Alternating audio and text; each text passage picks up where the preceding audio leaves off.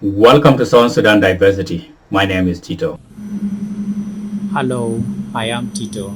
I warmly welcome you to South Sudan Madam Diversity News. President, Today we Excellencies, shed a heads of light states on and a government, significant moment distinguished delegates, on the world ladies stage. and gentlemen. South Sudan's I Vice bring you President warm greetings and Josephine best wishes Lagu from delivered my an President, His impactful Excellency address Salva at Kiir the 80th Mayardit, United Nations the General President of Assembly the Republic this of South September Sudan. 2025. I also In bring you her greetings from speech, the government and the she people of South urged Sudan, a UN message member of peace, states to remove unity, the development, sanctions and and embargo unwavering that commitment to have global long obstructed partnership. Southern Sudan's I wish to extend path my to sincere peace and congratulations to you, Madam prosperity. President, Let's on your listen election to her speech preside over the at 80th United session Nations of General this Assembly, esteemed assembly. New York. I also express appreciation.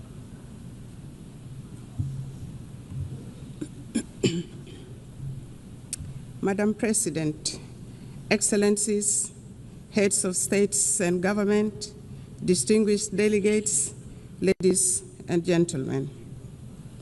I bring you warm greetings and best wishes from my President, His Excellency Salva Kiir Mayardit, the President of the Republic of South Sudan.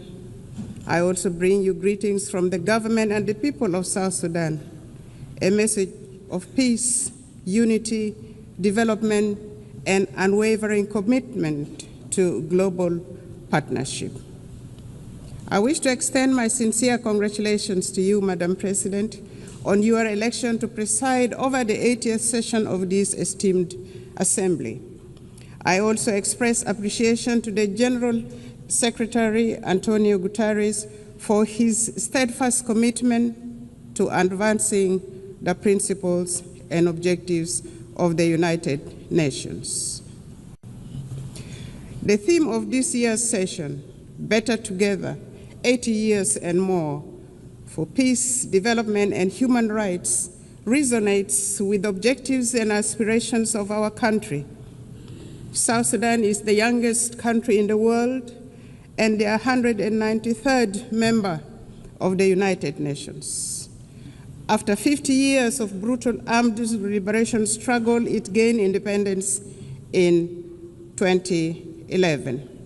Unfortunately, 2 years later, the country descended into an internal civil war.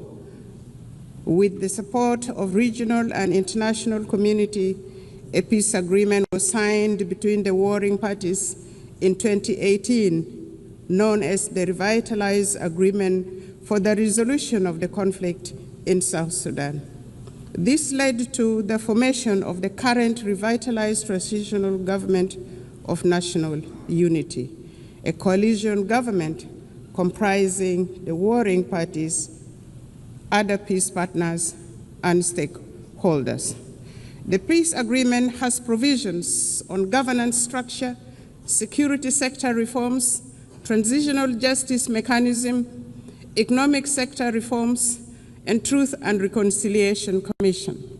The agreement also stipulates 35% affirmative action on women representation at the national, state, as well as local government levels. The presidency consists of a president and 5 vice presidents, 2 of whom are female, thus achieving 40% of female representation at the highest level of government. In the first phase, the unified forces have been trained, some of the forces have been deployed, and the rest are waiting deployment. The second phase of the security sector reforms is due to start imminently this October 2025. This will complete the second phase of the second protocol of the agreement. Other protocols, including public finance management reforms, are ongoing. Transitional justice mechanisms are in progress, and the Truth and Reconciliation Commission will be established under the auspices of the African Union. Although the implementation of the peace agreement has been slower than we would have wanted due to financial constraints, Some of the members of the international community have been contributing in kind. On the whole, the implementation of the peace agreement is about 60% executed. The agreement has held for 7 years, and a relative peace has been attained, thus giving hope to our people. Many South Sudanese have returned from the neighboring countries and the diaspora and are rebuilding their lives and contributing to national development. Work is ongoing, including preparations for general elections in December 2026. Until recently, the permanent cessation of hostilities was observed and relative peace attained throughout the country.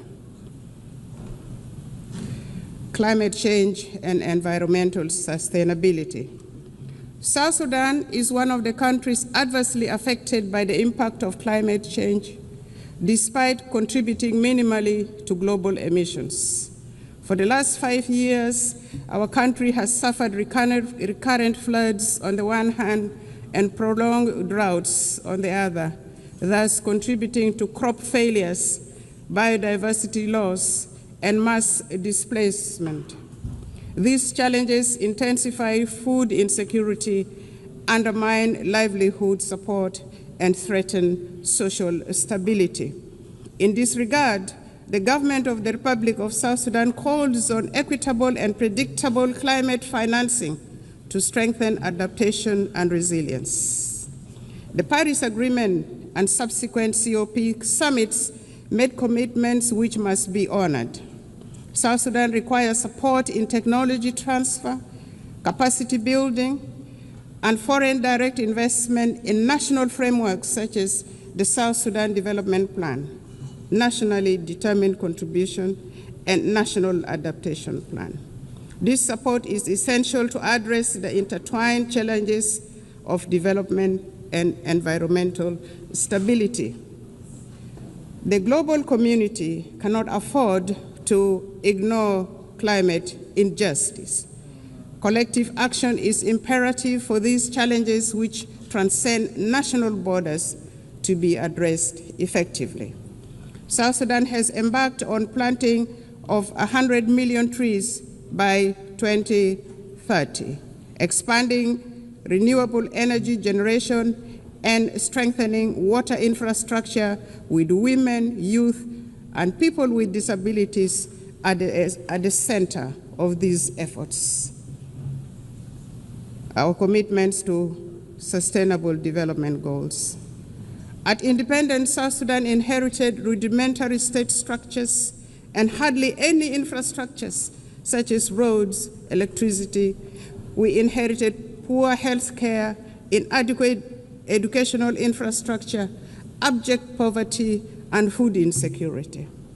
The SDGs are aligned to our national priorities. For example, each vice president is in charge of a cluster which includes governance cluster, economic cluster, service delivery cluster, infrastructure cluster, and gender, youth, and humanitarian cluster. Madam President, the 2030 Agenda remains a vital framework for peace and prosperity. South Sudan has made some remarkable progress in agricultural transformation, including commercialization and value addition, which will create jobs for women and youth, including in crop production, livestock, and fisheries. This will enable people to produce their own food rather than relying on imported foods. Our policy is, let us produce what we eat. And as a consequence, some states in our country now are self-sufficient in food production, which contributes eminently to reduction of poverty, thus the attainment of SDG 1 and SDG 2.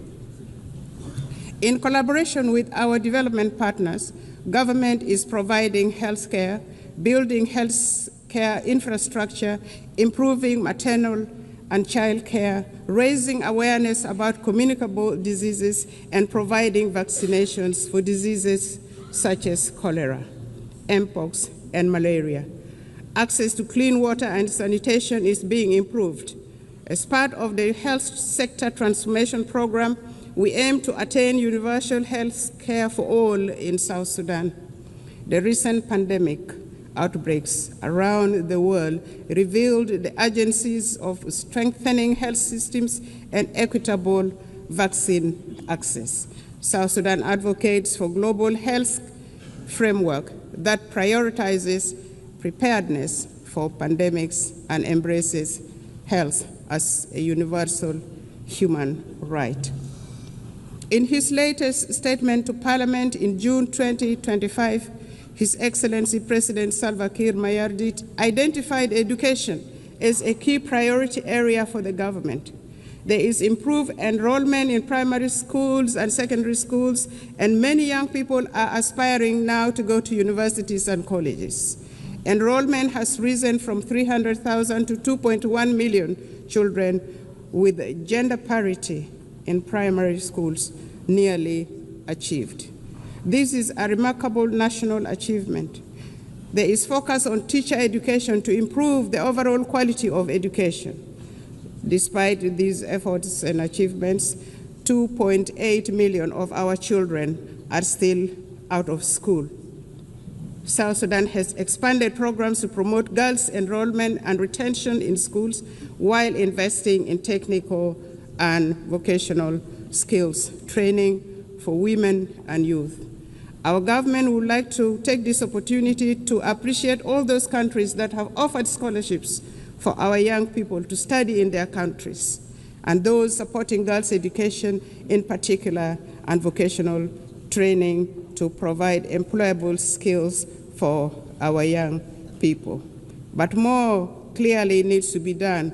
South Sudan is a young population. Over 60% of the population is under the age of 30 years. In any society, the youth are the future of the country and the future of the society. Our youth are a source of great pride.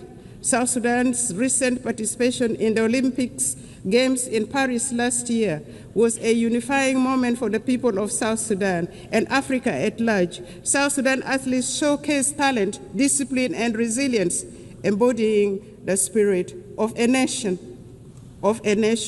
determined to rise. Sports have become a powerful force for unity, inspiring hope, and bringing communities together across our young nation.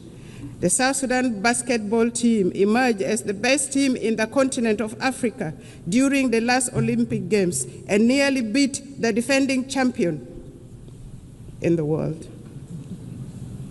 Since independence, and in line with the Transitional Constitution 2011 as amended, we have taken steps to integrate gender equality into our governance and development agenda. Notably, South Sudan has enshrined 30% of women participation in public life at all levels of government.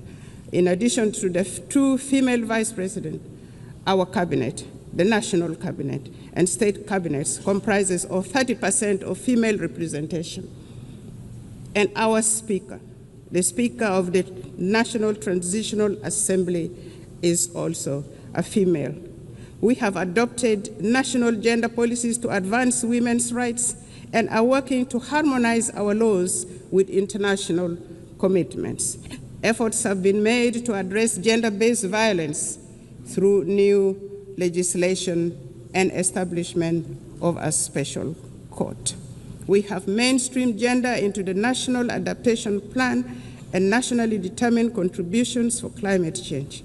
We are committed to advancing women's economic empowerment by improving access to land rights and credit facilities while creating opportunities for women entrepreneurs. To achieve the SDGs, we must shift from commitments to action, emphasizing multilateral cooperation, fair trade, debt relief, and tailored support for fragile and conflict-affected states. South Sudan has been advocating for debt cancellation and the support of the international community to complement these efforts will be appreciated. Financing for development. Transforming aspiration into results require adequate financing. We urge developed nations to scale up contributions to the International Development Association, which plays a central role in protecting vulnerable populations, reducing poverty, and financing sustainable development in fragile states. South Sudan supports reforms of international financial institutions to enhance the representation of developing nations, ensuring that financing mechanisms align with objectives of development priorities. Together, we can build a more inclusive and just global financial system. Internal peace and security. We acknowledge the delays in implementation of the revitalized peace agreement. However, the government has renewed its political will and is accelerating key benchmarks, including the deployment of the unified forces, electoral legislation, and launching of national civic education campaigns. His Excellency President Salva Kiir Mayardit announced on several occasions that he will not take this country back to war. And this became a theme of our engagement to restore peace and stability in the country. We reaffirm our commitment to world peace and security. In South Sudan, peace and stability remain our highest priority. Since the 2018 revitalized peace agreement, government has been working to consolidate peace through implementation of the peace agreement, transformation of the governance system, and security sector reforms. Additionally, government is also engaged in promoting peace building at subnational and community levels using the principles of people-to-people peace initiatives. The civil society, women's group, youth group, and faith groups are all actively involved in peace-building activities supported by UNMISS, the United Nations mission in South Sudan, among others. The security sector reform is progressing well. In phase one, the first batch of unified forces are already trained, as mentioned earlier. The second phase is ongoing. At the same level, the governments at state levels are disarming civilians to bolster security. The aim is to have one national army under one commander-in-chief, contrary to the current state of affairs where the country has several commanders-in-chief, which in itself is a source of insecurity.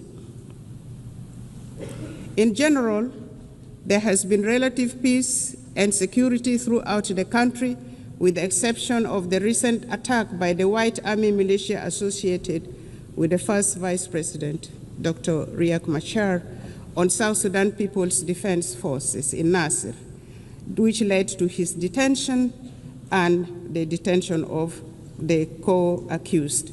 This matter is now being handled legally, and it will take due process with assurance of a fair trial in a competent court. The government is committed to following due process to achieve justice in this matter.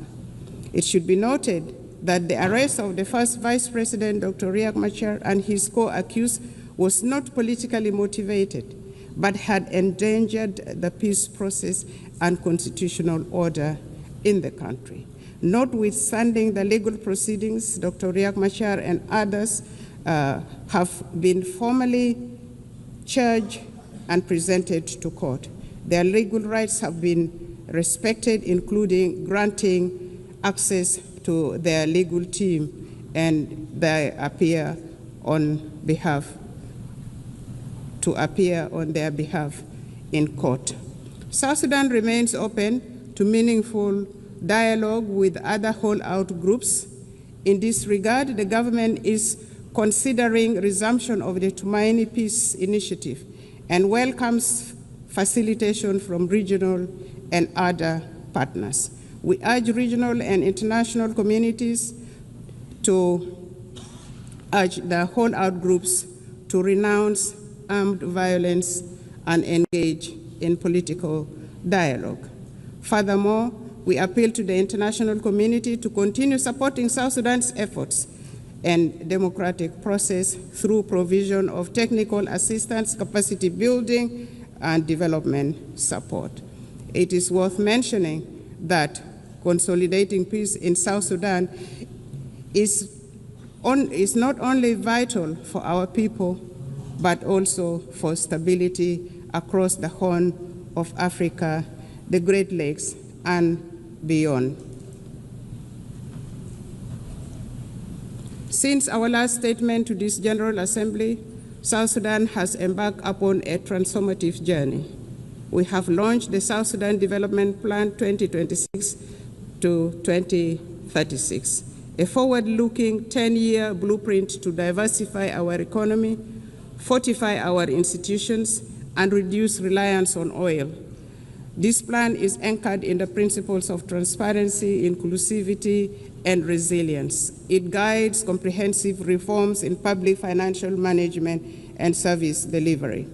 We have initiated independent audits, strengthened procurement oversights, and recommitted ourselves to the fiscal reforms outlined in the 2018 Revitalized Peace Agreement.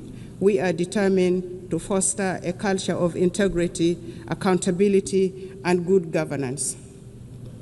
Determined to shift from oil dependency to a green, sustainable economy, South Sudan is investing in the future of its land and people.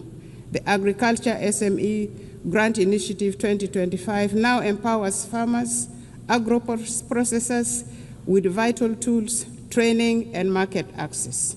Our investment in irrigation, seed distribution, and post-harvest technologies are boosting productivity and strengthening food security. We have successfully established effective governance structures both at the national and local level, including establishment of relevant commissions such as the Constitutional Review Commission, the Judicial Review Commission, among others. The constitutional making process is in progress. Civic education and voter rights training have commenced and are progressing well. The National Bureau of Statistics will advise on options available for elections. The Political Parties Council has been established and has started registering political parties intended to contest in elections. Therefore, with these positive developments, the government of the Republic of South Sudan appeals for the removal of targeted individual sanctions and the arms embargo on South Sudan. Elections. According to the peace agreement, the transitional period must end with the conduct of general elections currently scheduled for December 2026. This will enable the people of South Sudan to democratically elect their leaders for the first time in the history of this young nation.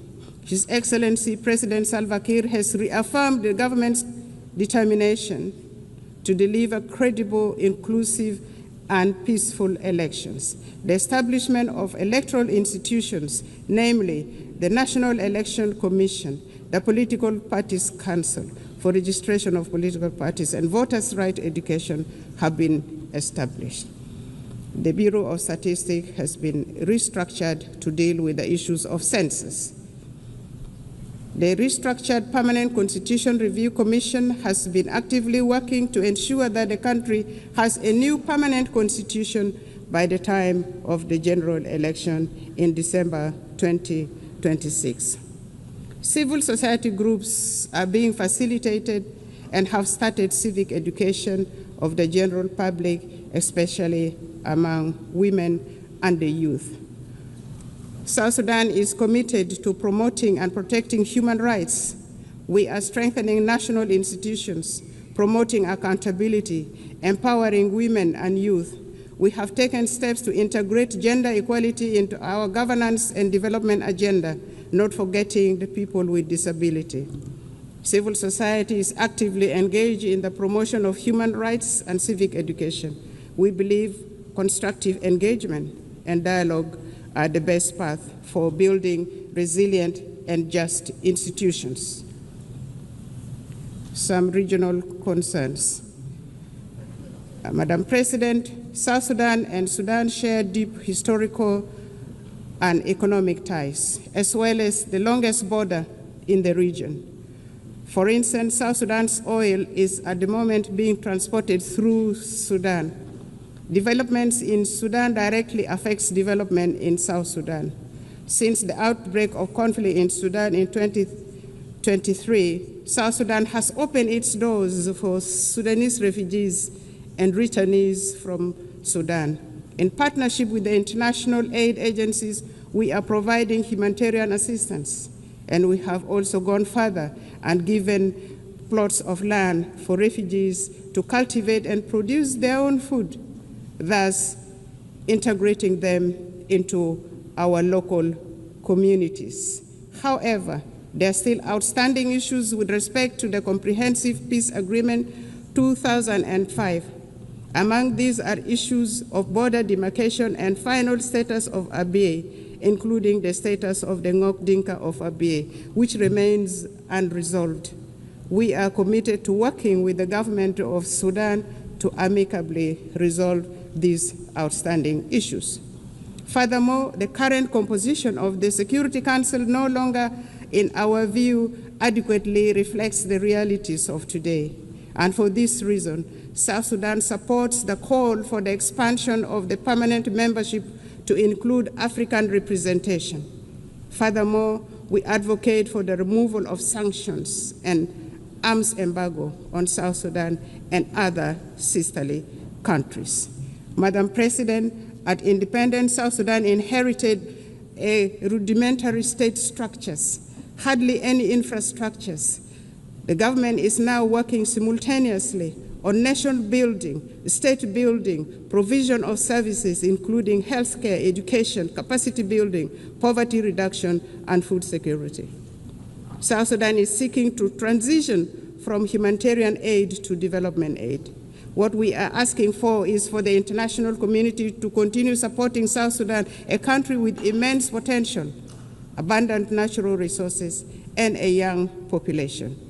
We are actively empowering women and young people for the country to become a useful and productive member of the international community. And we are already seeing signs of progress. To conclude, Madam President, Excellencies, and distinguished guests, the United Nations was founded on the belief that humanity is stronger together. The theme of this 80th session, Better Together, is a reminder of our shared responsibility for survival and progress. Notwithstanding the challenges, South Sudan, with the resilience of its people under the leadership of His Excellency President Salva Kiir Mayardit, remains committed to a multilateral solidarity and partnership with an aim of building a fairer, safer, and more prosperous world for all, for us in South Sudan. It is, a more prosperous world for all. And for us in South Sudan, we all know that it is better together. It is better together for us nationally. It is better together for us globally. Permit me in closing to reaffirm our unwavering faith in the principles of the United Nations and the possibility of a better world built upon solidarity and shared purpose. May God bless the people of South Sudan. May God bless the nations of the world. I thank you for listening. Thank you.